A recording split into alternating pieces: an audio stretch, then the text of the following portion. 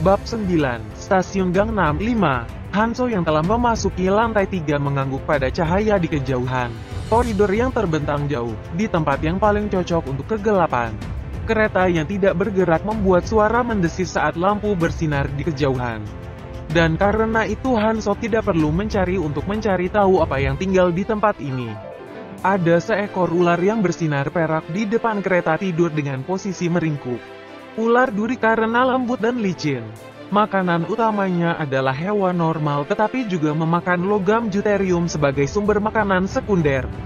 Logam juterium yang dicerna di dalam perutnya menyatu dengan cairan khusus yang dilepaskan di dalam tubuhnya dan dikeluarkan di antara timbangan. Dan campuran ini mengering di udara untuk menutupi sisik pada tubuhnya. Orang ini cukup cepat, sisik yang licin dan keras berpadu dengan kecepatannya membuatnya sulit ditangkap. Hanso memandang podaunya yang ujungnya hampir tumpul.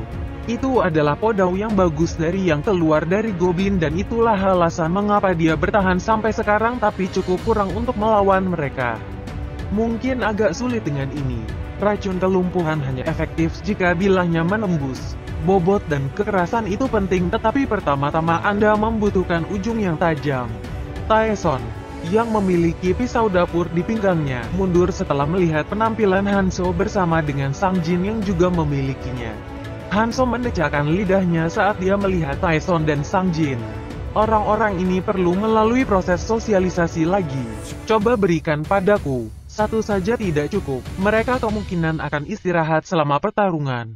Mendengar kata-kata Hanso, Sang Jin menatapnya dengan ekspresi yang sedikit tidak puas. Petik 2 titik titik titik. Kamu punya milikmu. Mendengar kata-kata itu Hanso memandang Sang Jin dengan tatapan geli. Sepertinya orang ini punya ide yang sama. Hanso memandang Sang Jin dan Taeson dan berbicara, apakah kalian mencoba melawan itu? Jika mereka berkelahi, dia tidak berniat meminta pisau mereka. Dia tidak terburu-buru dan mungkin ada beberapa yang tersisa di toko swalayan. Dia bisa kembali dan mengambil beberapa. Tetapi secara tidak terduga mereka ingin bertengkar meskipun dia berpikir bahwa mereka akan mengatakan tidak akan mau. Pada saat itu Hanso melihat apa yang bisa mereka lihat dan tahu apa yang dipikirkan oleh tiga orang ini. Apakah mereka meremehkan hal itu? Ular barb sebenarnya bukan ular besar. Panjangnya hanya sekitar 3 meter. Panjangnya memang panjang tapi tubuhnya lebih kecil dari Land Mermaid.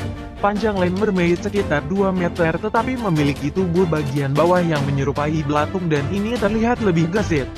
Dari sudut pandang mereka tidak benar-benar terlihat tangguh. Tapi Anda tidak bisa berasumsi seperti itu. Orang ini lebih berbahaya dari gabungan semua Land Mermaid di atas. Timbangan keras dan kecepatan cepat. Bersamaan dengan kuatnya otot yang dapat meremukkan Land Mermaid serta taring tajam dan kekuatan cengkeraman ular yang tidak pas. Ular duri adalah predator yang mengunyah putri duyung tanah. Dan itu juga pintar sehingga pergi untuk yang lebih lemah dulu. Jika orang-orang ini menyerang maka mereka akan dibunuh. Ini tidak akan menjadi kasus di mana mereka akan menangis setelah dipukul sekali kemudian menyerap rune mereka yang terkumpul, sebaliknya anggota tubuh mereka akan jatuh. Bagaimana saya menangani orang-orang ini? Harus ada situasi yang berbeda di mana Anda harus memiliki keserakahan untuk rune. Dia sering melihat tipe ini. Sesuatu yang selalu terjadi selama perburuan kelompok. Mereka akan secara paksa ikut berburu dan mencoba menerima sebagian barang yang dibagikan. Eres sangat pandai membujuk tapi dia tidak terlalu tertarik pada persuasi. Itu juga menyebalkan. Biasanya Eres akan membujuk, Keldian akan mengancam dan mengendalikan mereka dengan wortel dan cambuk. Jika negosiasi gagal berkembang maka Kang Te akan keluar untuk memaksa mereka pergi. Dan jika itu gagal untuk membereskan semuanya, dia keluar. Tidak perlu melihat darah untuk ini. Kesenangan itu menyenangkan dan pekerjaan adalah pekerjaan. Dia kesal berurusan dengan anak-anak yang usianya keempat jadi dia memberi mereka dua pilihan. Aku akan memberimu pilihan. Pertama, saya akan keluar dan Anda melawan mereka sendiri. Kedua, kalian keluar dan lihat aku bertarung sendirian. Petik 2 petik 2 petik 2. Bagaimana Anda ingin melakukannya? Taeson marah karena sikap yang tiba-tiba berbeda dari Hanso. Wanita jalang ini. Kami berburu bersama sejauh ini tapi kenapa dia tiba-tiba seperti ini? Apa kekuatan psikisnya tidak dapat ditangkap olehnya? Tetapi reaksinya mengatakan kepadanya bahwa apa yang dijatuhkan oleh ular itu cukup baik. Jika mereka bertarung bersama dan berbagi tetes itu akan bagus, tapi kenapa dia harus serakah sampai mengecualikan mereka? Ketika Tyson hendak mengatakan sesuatu, seseorang dengan cepat membuat keputusan dan berbicara, "Aku akan keluar." Apa? Orang yang membuat keputusan bukanlah Mihai tapi Sang Jin. Tyson, yang telah melihat Sang Jin dengan ekspresi bingung, cemberut saat dia berbicara. "Hei," dia bersikap picik dan meninggalkan kita teman untuk memakan semuanya sendirian. Teman, itu kata yang bagus. Dia tidak memutuskan untuk bertengkar tentang itu meskipun idenya adalah bahwa hal-hal baik dibagikan bersama dan kesulitan telah dilalui bersama, tetapi sepertinya Tyson menggunakannya dengan cara yang sedikit berbeda. "Aku menyuruhmu untuk mengikutiku. Aku tidak pernah bilang aku akan membawamu." Petik 2. Mendengar kata-kata itu, Tyson menatap Hanzo dengan ekspresi tidak puas. Dan Mihai, yang mendengarkan, berbicara sambil mengangguk. "Mari berhenti. Jika Hanzo berbicara seperti itu maka itu berarti itu sangat berbahaya. Jika dia ingin mengambil semuanya maka dia akan mengalahkan mereka lalu mengambil semua rune." Bahkan ketika Tyson dalam bahaya setelah dia ditembak oleh racun kelumpuhan dari Putri Duyung Tanah, Hanzo tidak berbicara seperti itu. Dari cara Hanzo bertindak saat ini berarti bahwa ular-ular yang tampak gersang itu sebenarnya sangat berbahaya. Tidak, karena hanya ada satu monster di seluruh lantai 3, tidak mungkin benda itu tidak kuat. Mereka telah melupakan itu sejenak karena keserakahan. Tyson, yang mulai sadar, menjadi tenang kemudian mulai mencabut pisau di pinggangnya sambil mengatupkan giginya. 6 dari mereka, Hanzo mulai mengoleskan racun dari Lin Mermaid di ujung pisau dapur dari Tyson dan Sang Jin. Meskipun makhluk itu memakan Lin Mermaid, itu hanya karena semuanya dicerna di dalam perutnya yang bahkan bisa mencerna Juterium. Racun Putri Duyung Darat, yang hampir seperti racun saraf, harus masuk ke ototnya untuk bekerja. Hanzo, yang memiliki banyak pisau menjuntai dari pinggangnya, berbicara saat dia melihat ketiganya berburu Putri Duyung Darat di atas. Berburu harus dilakukan terus-menerus. Tyson melihat Hanzo itu dan menjawab tanpa ekspresi, "Bukankah kamu membawa kami untuk membawa kami jauh-jauh?" Tyson menggemertakkan giginya karena dia merasa seperti digunakan. Hanzo menyeringai mendengar kata-kata itu. "Bagaimana saya tidak ingat teman-teman lucu ini?" Dia ingat dengan jelas bahwa mereka mengikutinya ke sini tetapi itu telah berubah menjadi dia membawa mereka ke sini. "Anda seharusnya beruntung karena Keldian tidak datang ke sini." Keldian tidak mulai dari sini. Hanzo memikirkan Keldian yang mungkin berkeliaran di sekitar wilayah ungu dan tertawa. Jika itu Keldian, dia akan membuat semua orang di atas jatuh ke dalam jebakan dan mengambil semua yang mereka mulai.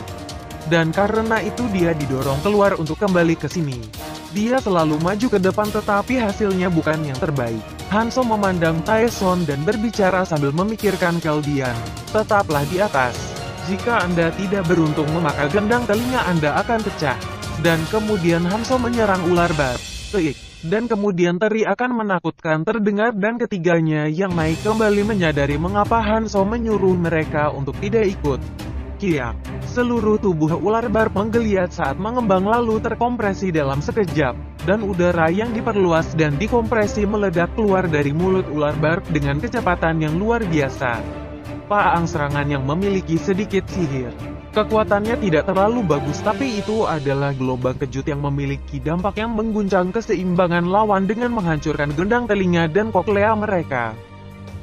Tubuh ketiganya, yang berdiri di dekat tangga, bergoyang sejenak oleh kekuatan tumbukan yang berdering di seluruh lantai 3. Tapi Hanzo sudah menduga serangan itu setelah melihat area perut dan lehernya.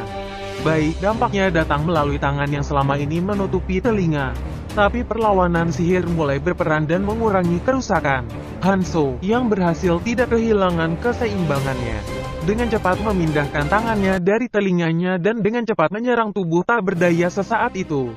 Tubuh, tepatnya timbangannya keras tapi di antara timbangan itu harus ada celah tempat keluarnya campuran Juterium yang meleleh. Pisau dengan racun kelumpuhan yang dioleskan padanya masuk di antara timbangan. Iya, baik. 3 telah dimasukkan. Ada 5 saraf tulang belakang utama di seluruh tubuhnya yang mengontrol tubuhnya. Hanzo, yang telah menyentuh saraf setelah berada di antara timbangan dan tulang rusuknya, dengan cepat mundur. Kia, ular bar, yang dihiasi dengan 3 pisau di dalam tubuhnya, memutar tubuhnya sambil membuat suara gemerincing dengan sisiknya seolah tubuhnya lebih sulit untuk digerakkan dari sebelumnya. Seperti yang diharapkan, racun adalah yang terbaik pada awalnya. Binatang buas dan klan pada tahap selanjutnya memiliki jumlah resistensi dan generasi yang luar biasa sehingga kebanyakan racun pada dasarnya tidak berpengaruh pada mereka. Dan jika mereka juga menggunakan keterampilan, itu akan menjadi lebih sulit. Tapi racun adalah salah satu metode yang sangat efektif melawan monster pada awalnya yang tubuhnya lebih kecil dan kurang tahan. Bahkan jika dia tidak memiliki racun kelumpuhan, akan berjuang keras. Baik, mudah sekarang. Dia digigit di lengannya ketika dia pertama kali memasukkan pisau, tetapi karena dia meningkatkan vitalitasnya, luka itu akan sembuh. Hanzo menyerang lagi untuk memasukkan 2 pisau lagi ke tubuhnya lalu menghabisinya dengan menusuk dalam-dalam di atap mulutnya dengan sisa pisau terakhir. Hanzo membuat suara aneh saat dia melihat skill rune yang dijatuhkan olehnya. Rune skill yang bersinar di samping beberapa rune stat. Di lomba kejut ular bar untuk menggunakan benda ini, dia membutuhkan mana jadi dia belum bisa menggunakannya. Tetapi dalam kasus di mana dia mendapatkan mana rune selama tutorial, itu akan menjadi taktik yang efektif di awal. Nah, visualisasinya yang keluar dari tubuh memang tidak bagus tapi selama itu efektif. Seperti yang kuharapkan, karena itu adalah gerombolan yang cukup kuat. Imbalannya adalah, dan 3 orang yang telah berdiri jauh perlahan merangkak dan berbicara setelah melihat skill rune di tanah. Petik 2. Apakah kamu akan menggunakan Hanzo ini? Taeson bergumam dengan ekspresi penuh cemburu sambil melihat ke arah Hanzo. Karena orang yang sudah kuat akan mendapatkan skill rune jadi sekarang dia akan mulai terbang. Sial, mendengar kata-kata itu Hanzo menggelengkan kepalanya. Saya tidak akan menggunakannya. Dia hanya bisa menggunakan 7, jadi mengapa dia menggunakan sesuatu seperti itu? Apa? Samjin berdiri dan berteriak, lalu bisakah aku menggunakan ini? Jika dia tidak akan menjualnya, bukankah itu berarti dia akan memberikannya kepada mereka?